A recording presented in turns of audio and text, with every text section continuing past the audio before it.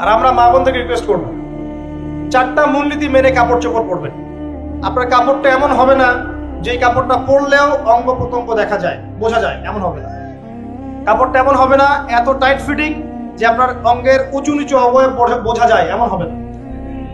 কাপড়টা এমন হবে না যেটা অমুসলিমদের পোশাক, আর কাপড়টা এমন হবে না যেটা পুরুষদের পোশাক। এই মূলনীতিগুলো মেনটেন করে কাপড় পরবেন ইনশাআল্লাহ। এছাড়াও মেয়েদের কথায় পর্দা আছে, চলনে পর্দা আছে, ওঠা বসায় পর্দা আছে। নামাজ পড়ার সময় তাদেরকে কিছুটা শালীনভাবে নামাজ পড়তে হয়, তাদের চোখের দৃষ্টির মধ্যে পর্দা আছে। এগুলো কে শিখাবে এখনকার মেয়েদেরকে?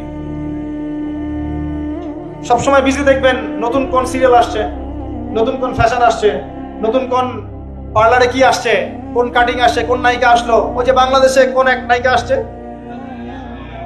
তাই নিয়ে মিডিয়াতে এমন তোলপাড়, মনে কি নাকি একটা অবস্থা।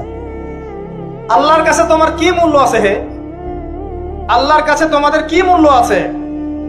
তোমরা কি 5 ওয়াক্ত নামাজ পড়ো? তোমরা কি পর্দা করো? তোমাদের মধ্যে হায়াবোধ কিছু আছে? তোমরা মানুষকে ভালো কিছু শিখাও, সমাজকে ভালো কিছু দাও, শালীন কিছু দাও। আল্লাহর কাছে তোমাদের কি মূল্য আছে?